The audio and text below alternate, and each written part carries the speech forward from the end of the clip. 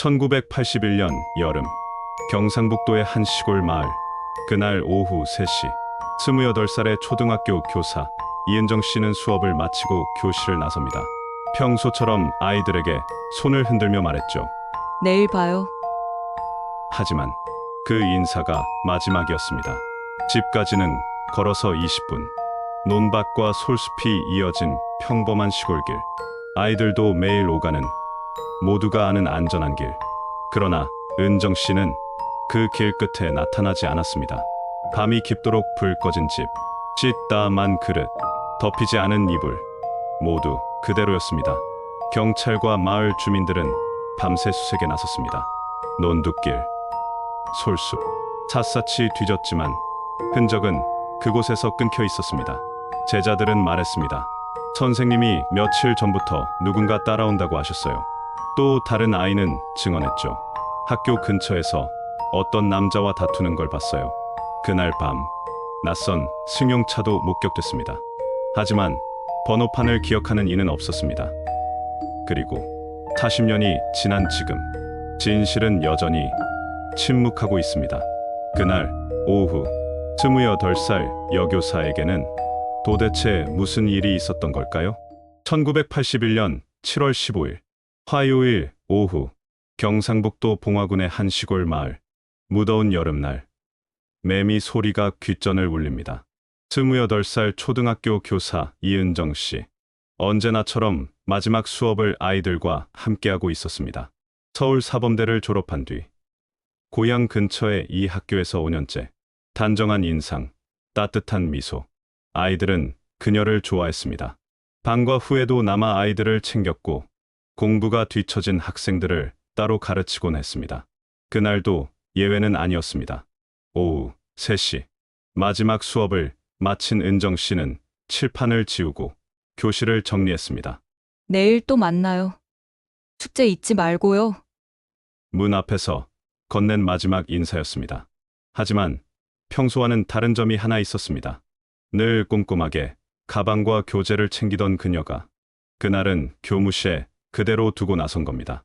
오후 3시 20분, 학교 문을 나서는 모습이 목격됐습니다. 마을 주민 김모 씨는 말했습니다. 큰 길 쪽으로 걸어가고 있었어요. 흰 블라우스에 검은 치마, 걸음도 자연스러워 보였습니다. 학교에서 집까지는 걸어서 20분 남짓. 논밭 사이 좁은 길, 작은 다리와 솔숲을 지나면 마을이 나타나는 길.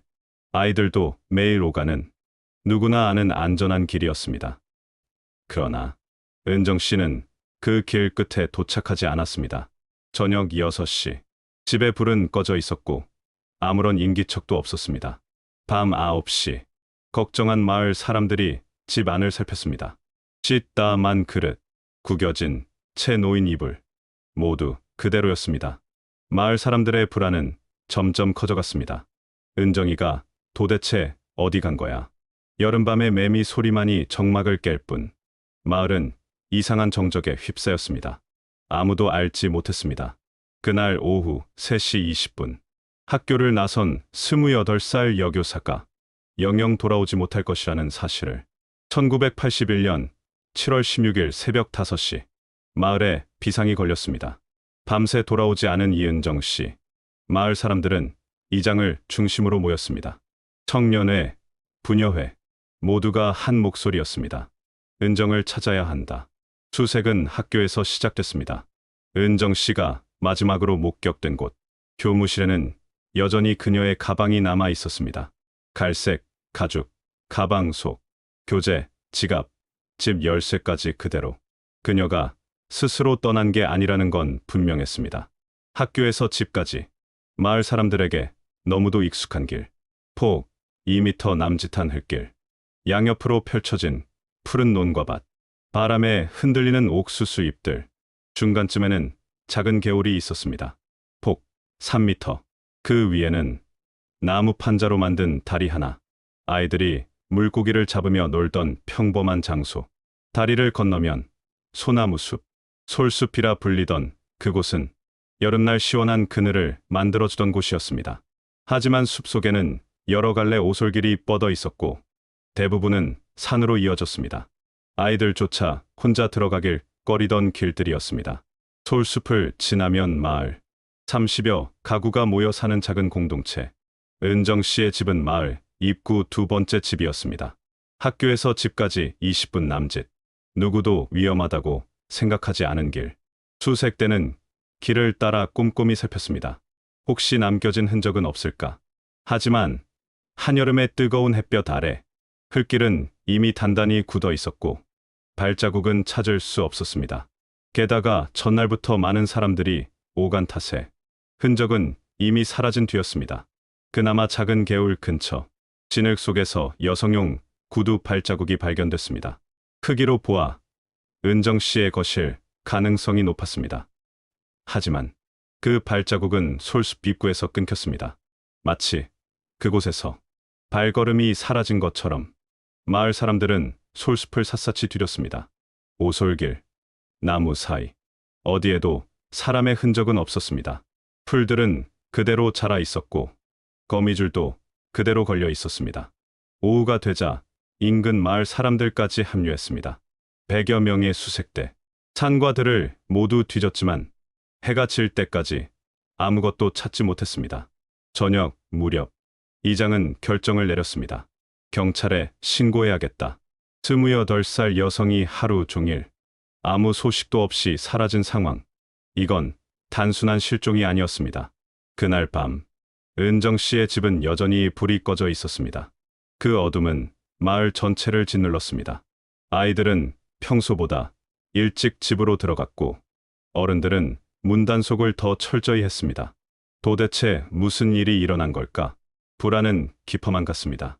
익숙한 길, 안전한 길이라 믿었던 그 길에서 한 사람의 발걸음이 흔적도 없이 끊어진 것입니다. 내일이면 경찰이 도착합니다. 과연 그들이 이 미스터리를 풀 수 있을까요?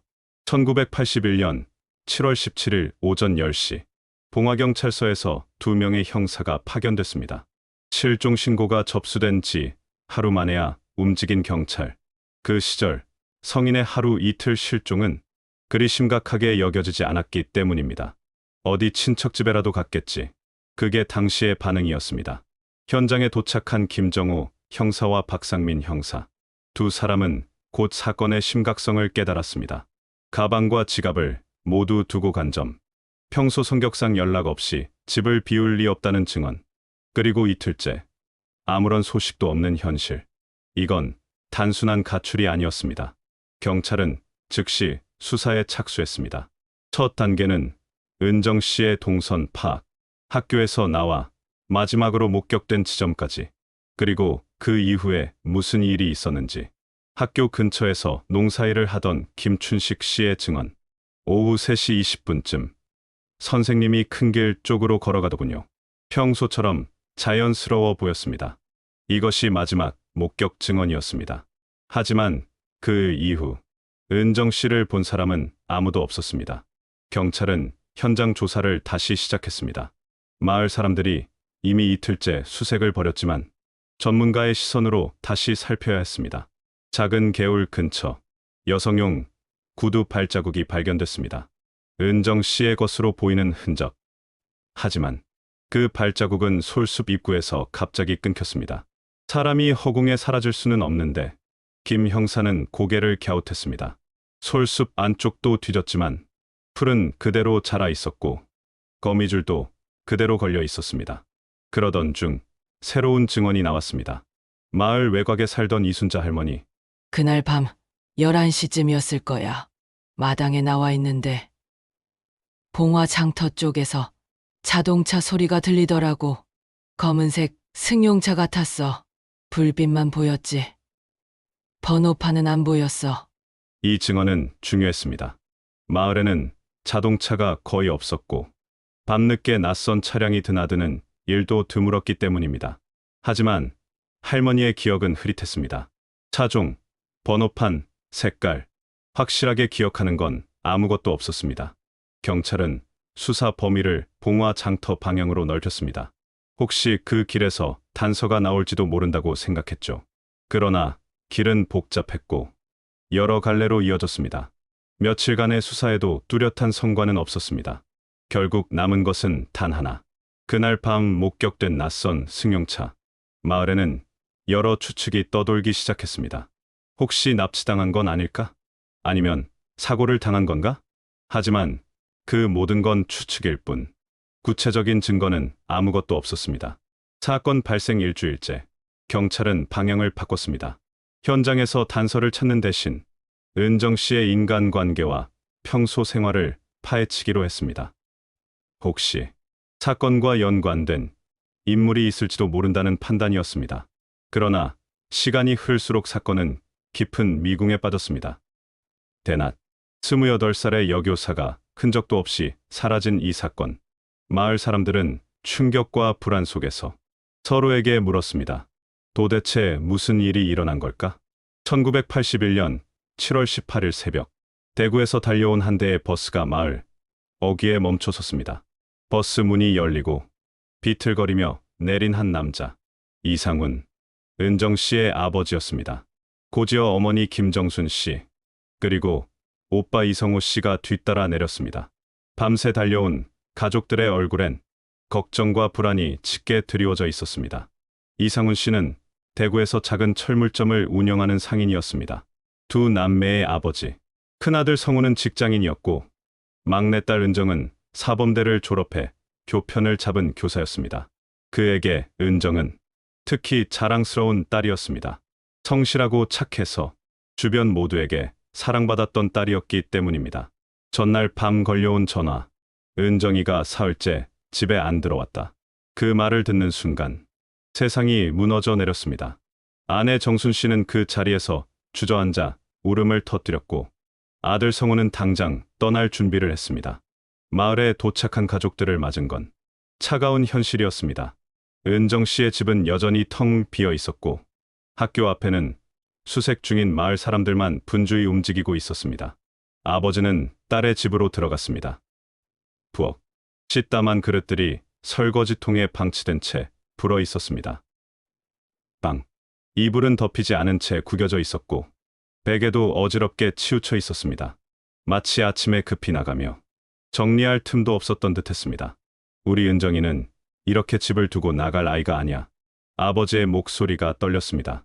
옷장은 그대로, 화장대, 위 화장품과 액세서리도 그대로. 떠날 준비를 한 흔적은 전혀 없었습니다.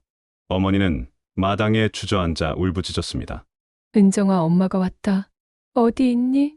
그 절규가 마을에 메아리쳤습니다. 마을 사람들도 하나둘 모여들었습니다. 동료, 교사, 학부모, 이장, 선생님은 아이들을 정말 아끼셨어요. 항상 웃는 얼굴이셨죠. 그 말들은 가족의 가슴을 더 아프게 했습니다. 그렇게 좋은 사람이 왜? 이상훈 씨는 경찰서를 찾아갔습니다. 담당 형사를 붙잡고 말했습니다. 제 딸은 스스로 사라질 아이가 아닙니다. 어릴 때부터 한 번도 거짓말을 한 적이 없고 어디 가더라도 꼭 연락하는 아이였습니다. 분명 누군가 데려간 겁니다. 형사가 물었습니다. 혹시 남자친구는 없었습니까? 아버지는 고개를 저었습니다. 교직에만 전념했어요. 특별히 만나는 사람은 없었습니다. 어머니는 마을 곳곳을 돌며 딸의 이름을 불렀습니다. 논두길에서, 솔숲에서. 은정아, 엄마야, 어디 있니? 혹시 다친 채 어딘가에 있을지도 모른다는 희망 때문이었습니다. 오빠 성우는 동생의 동료 교사들을 만났습니다. 평소에 특별한 고민은 없었나요? 하지만 대답은 같았습니다. 은정 선생님은 항상 밝고 성실했어요. 사흘째 되는 날 저녁, 마을에 관해서 주민들을 모아놓고 간절히 호소했습니다. 아버지가 떨리는 목소리로 말했습니다. 제 딸은 28살의 젊은 여성입니다. 혼자 힘으로 이렇게 완전히 사라질 수는 없습니다. 분명 누군가의 손이 있었던 겁니다. 그는 말을 잇지 못한 채 고개를 떨궜습니다. 만약 우리 딸을 데려간 분이 있다면 제발 무사히 돌려보내 주십시오. 저희는 묻지도 따지지도 않겠습니다. 그저 우리 딸만. 아버지의 절규가 회관을 메웠습니다. 그날 밤 가족들은 은정 씨의 집에서 잠을 청했습니다. 혹시라도 딸이 돌아올지 모른다는 희망 때문이었습니다. 하지만 밤은 깊어가고 문을 두드리는 이는 없었습니다. 정막을 깨운 건 오직 여름벌레 소리뿐이었습니다. 1981년 7월 20일 사건 발생 닷새째 경찰 수사가 본격화되자 마을엔 묘한 긴장감이 감돌기 시작했습니다. 형사들이 마을을 돌며 질문하고 기록하는 모습. 평소 조용했던 시골 마을엔 낯선 풍경이었습니다. 그리고 그 분위기 속에서 조심스럽게 금기시된 이야기들이 흘러나오기 시작했습니다. 첫 번째 증언은 은정 씨의 제자, 6학년 박민수. 조용하고 내성적인 아이였습니다. 며칠 망설이다가 담임에게 조심스레 말을 꺼냈습니다. 선생님이 며칠 전부터 이상하다고 하셨어요. 집에 가는 길에 누가 자기를 따라오는 것 같다고, 뒤에서 발자국 소리가 난다고, 돌아보면 아무도 없었지만 늘 불안해하셨다는 겁니다. 두 번째 증언은 더 구체적이었습니다. 같은 반 여학생 김영희. 일찍 하교하던 날이었어요. 학교 뒤편에서 선생님이 어떤 남자랑 이야기하는 걸 봤어요. 목소리가 커서 싸우는 건가 했는데 형사가 물었습니다. 그 남자가 누구였니? 잘 모르겠어요. 멀리서 봐서 키가 크고 검은 옷을 입었던 것 같은데 마을 사람은 아니었던 것 같아요. 이런 증언들이 나오자 마을 분위기는 달라졌습니다. 단순한 실종이 아니라 다른 성격의 사건일 가능성, 그리고 사람들 사이에선 조심스러운 추측들이 오가기 시작했습니다. 외지인이 노린 게 아닐까? 이발소 주인 최영수 씨의 증언도 주목을 받았습니다. 며칠 전에 낯선 남자가 와서 머리를 깎았는데 계속 밖을 힐끔거리더니 이 동네에 젊은 처녀들이 많냐고 묻더라고. 기분이 이상해서 빨리 내보냈죠. 소문은 걷잡을 수 없이 퍼져갔습니다. 특히 부녀자들 사이에선 더 어두운 상상들이 오갔습니다. 설마 그런 일은 아니겠지? 하지만 그런 일을 입 밖에 꺼내는 이는 없었습니다. 1980년대 보수적인 시골. 성폭력이나 성범죄를 직접 말하는 건 금기였기 때문입니다. 그러나 모두의 마음속엔 같은 두려움이 있었습니다. 젊고 예쁜 여교사가 변태나 범죄자의 표적이 된 건 아닐까 하는. 부녀회장 김순덕 씨는 모임을 열어 당부했습니다. 당분간 아이들 혼자 다니게 하지 마세요. 특히 여자아이들은 조심해야 합니다. 학교도 비상에 걸렸습니다. 여교사들은 혼자 다니지 말라는 지시, 학생들은 학교 시간을 앞당기고 부모들이 직접 데리러 오도록 했습니다. 그런 가운데 또 다른 목격담이 나왔습니다. 마을 외곽의 박철수 씨. 그날 오후 늦게였어요. 큰 길에 검은 승합차가 서 있었죠. 차 옆에 사람 2명이 있었는데 그중 1명이 여자 같았습니다. 멀리서 봐서 확실하진 않지만 이 증언은 이전의 낯선 승용차 목격담과 겹쳤습니다. 혹시 은정 씨가 강제로 차에 태워진 건 아닐까? 그러나 여전히 증거는 없었습니다. 목격자들의 기억은 흐릿했고 시간이 갈수록 더 희미해졌습니다. 경찰은 수사 범위를 넓혔습니다. 마을 근처에 나타난 낯선 사람들, 그리고 인근 지역 성범죄 전과자들. 하지만 1980년대 시골의 수사력은 한계가 있었습니다. CCTV도 과학 수사도 없던 시대. 모든 건 사람들의 기억과 입에서 전해지는 이야기뿐. 그마저도 시간 앞에서 흐려져 갔습니다. 그리고 이제 마을 사람들은 확신하기 시작했습니다. 이건 단순한 실종이 아니다. 누군가의 계획된 범행이다. 그 배후에는 성적인 동기가 있을지도 모른다. 하지만 이 생각을 공개적으로 말할 수 있는 사람은 없었습니다. 그저 금기처럼 조심스럽게 속삭일 뿐이었습니다. 2003년 가을이었습니다. 은정 씨가 사라진 지 어느덧 22년이 흘렀습니다. 그때 초등학교 6학년이던 아이들은 이제 30대 중반의 어른이 되어 있었습니다. 고향을 떠난 이들도 있었지만 그날의 기억은 여전히 마음속에 생생히 남아 있었지요. 서울에서 회사원으로 지내던 박민수 씨. 동창회에서 친구들과 이야기를 나누었습니다. 아직도 선생님 생각하면 가슴이 아픕니다. 아이 둘의 엄마가 된 김영희 씨도 한숨을 내쉬었습니다. 그때 내가 봤던 그 남자가 누구였는지 지금도 궁금합니다. 동창회가 끝난 뒤 몇몇은 조용히 모였습니다. 우리가 어른이 되었으니 이제는 뭔가 할 수 있지 않겠습니까? 민수 씨의 말에 다른 이들도 고개를 끄덕였습니다.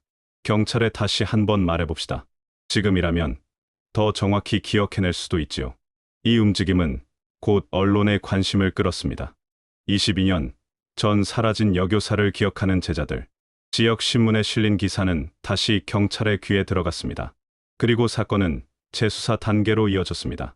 경상북도 경찰청 강력계 박준호 경위가 재수사팀장을 맡았습니다. 먼저 옛 기록을 꺼내 들었습니다. 세월이 묻은 흑백 사진, 손으로 눌러 쓴 조서, 그리고 몇 장의 증거 사진이었습니다. 당시 놓친 부분이 많았습니다. 박 경위의 목소리에는 아쉬움이 묻어 있었습니다. 재수사팀은 당시 목격자들을 다시 불렀습니다. 어린 시절보다 훨씬 또렷한 기억들이 흘러나왔습니다. 박민수 씨의 증언입니다. 사라지기 며칠 전 선생님께서 그러셨습니다. 학교 근처에 이상한 사람이 맴도는 것 같다. 그리고 저희에게도 낯선 사람이 말을 걸면 절대 따라가지 말라고 당부하셨습니다. 김영희 씨는 더욱 구체적으로 말했습니다. 그 남자 키는 170쯤, 머리는 짧았습니다. 30대 후반에서 40대 초반으로 보였고 멀리서도 진하게 느껴질 정도로 담배 냄새가 강했습니다. 수사팀은 몽타주를 시도했지만 22년의 시간은 기억을 희미하게 만들었지요. 그리고 22년 만에 처음으로 입을 연 증인이 있었습니다. 당시 중학생이었던 이철민 씨였습니다. 그의 증언은 충격적이었습니다. 사라진 날 봤습니다. 논두길에 검은색 승합차가 서 있었습니다. 차 옆에 선생님이 계셨고 남자 2명이 차에서 내려 선생님과 이야기하고 있었습니다. 선생님 표정이 좋지 않았습니다. 왜 그때 말하지 않았습니까? 무서웠습니다. 그리고 선생님이 아는 분들이라고 생각했습니다. 설마 그것이 마지막일 줄은 몰랐습니다. 철민 씨는 덧붙였습니다. 번호판은 서울이었던 것 같습니다. 한 명은 키가 크고 마른 체형, 다른 한 명은 뚱뚱했습니다. 수사팀은 즉시 추적에 들어갔습니다. 서울 등록 차량, 유사 사건 기록, 성범죄 데이터베이스까지 확인했습니다. 그러나 22년의 시간은 너무도 냉정했습니다. 차량 기록은 사라졌고 증거물은 보관되지 않았으며 DNA와 지문 같은 과학수사 기법은 적용할 수 없었지요. 6개월의 재수사 끝에 박준호 경위는 고개를 떨구었습니다. 증언은 확보했지만 사건을 해결하기에는 부족합니다. 보고서 마지막 문장. 계획적 범행, 복수의 범인. 그러나 증거 부족으로 해결 불가. 그해 겨울 재수사팀은 해체되었습니다. 은정 씨의 사건은 다시 미제 사건함 속으로 들어갔습니다. 그러나 그녀를 기억하는 사람들의 마음속에서 그날은 아직 끝나지 않았습니다. 진실을 향한 발걸음은 멈추었지만 기억은 계속되고 있었던 것이지요. 2025년 7월 경상북도 봉화군 은정 씨가 사라진 지 44년이 흘렀습니다. 한때 30여 가구가 모여 살던 작은 마을, 이제는 10가구 남짓만 남았습니다. 젊은 사람들은 모두 도시로 떠났습니다. 남은 건 백발의 노인들 뿐입니다. 그러나 변하지 않는 것이 있습니다. 그날의 기억, 그리고 풀리지 않은 의문들. 마을 입구. 은정 씨가 살던 집터에는 잡초만 무성합니다. 낡은 기와 지붕은 무너져 내렸습니다. 담장의 일부만이 세월의 흔적을 붙잡고 있습니다. 하지만 이곳을 지나는 사람들은 여전히 그녀를 기억합니다. 선생님 참 좋은 분이었는데 올해 89세, 마을에서 가장 나이 많은 김순덕 할머니. 그녀는 한숨을 쉽니다. 그때 우리가 더 신경 썼어야 했는데 젊은 여자를 혼자 살게 둔 게 아니었어. 김 할머니의 기억 속 은정 씨는 여전히 28살. 언제나 환하게 웃으며 인사하던 모습 그대로입니다. 아이들에게는 엄마 같고 어른들에게는 딸 같았던 사람. 그런 사람이 왜 그런 일을 당해야 했는지. 그녀가 다니던 초등학교. 10년 전 폐교되어 지금은 작은 마을 도서관으로 바뀌었습니다. 아이들 웃음소리로 가득했던 교실. 이제는 조용히 책들만 품고 있습니다.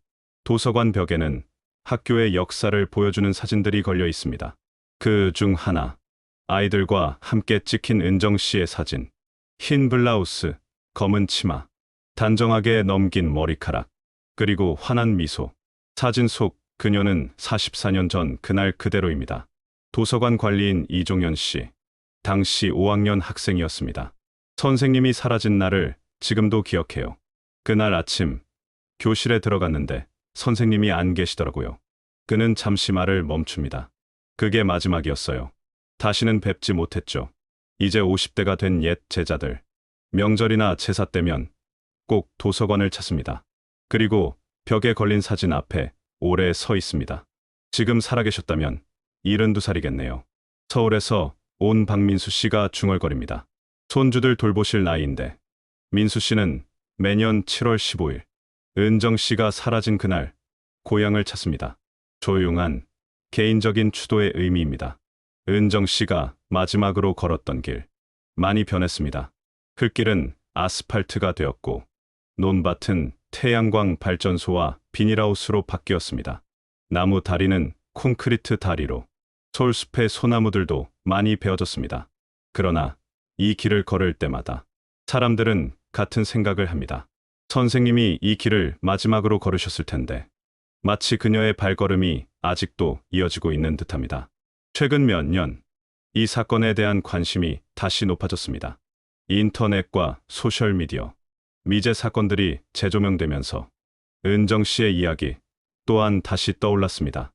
1980년대 성범죄 은폐 의혹, 계획적 납치설, 연쇄범 가능성, 수많은 추측이 오가지만 44년의 시간 앞에서 모든 추론은 무력해집니다.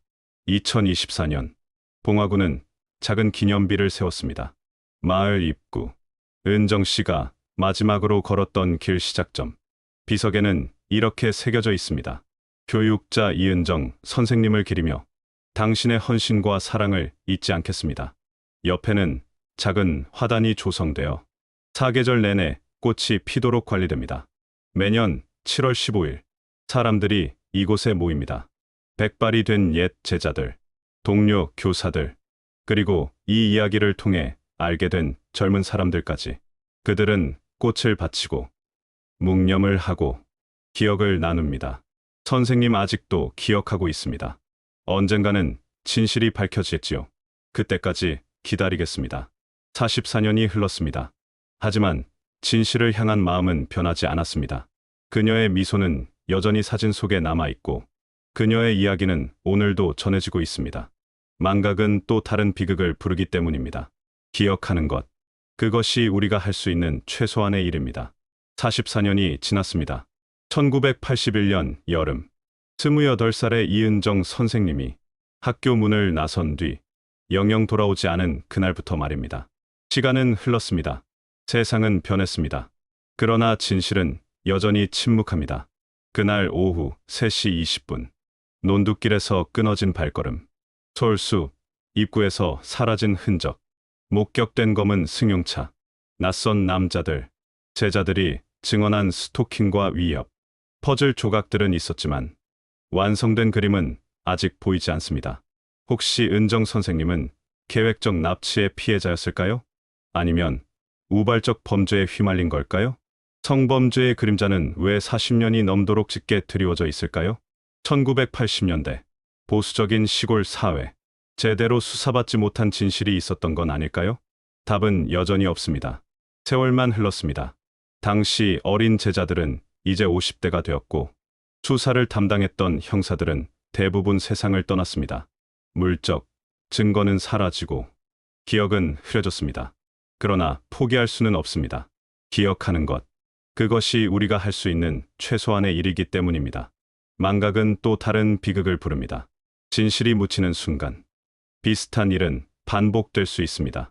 이은정 선생님처럼 이름 없이 사라진 사람들이 얼마나 많을까요? 1980년대, 1990년대, 그리고 지금 이 순간에도 어딘가에서 일어나고 있을지도 모릅니다. 우리가 모르는 사이 은폐되고 있는 진실들, 목소리를 낼 수 없는 피해자들의 이야기들. 그러나 세상은 변했습니다. 과거에는 입 밖에 낼 수 없던 이야기들이 이제는 용기 있게 증언되고 있습니다.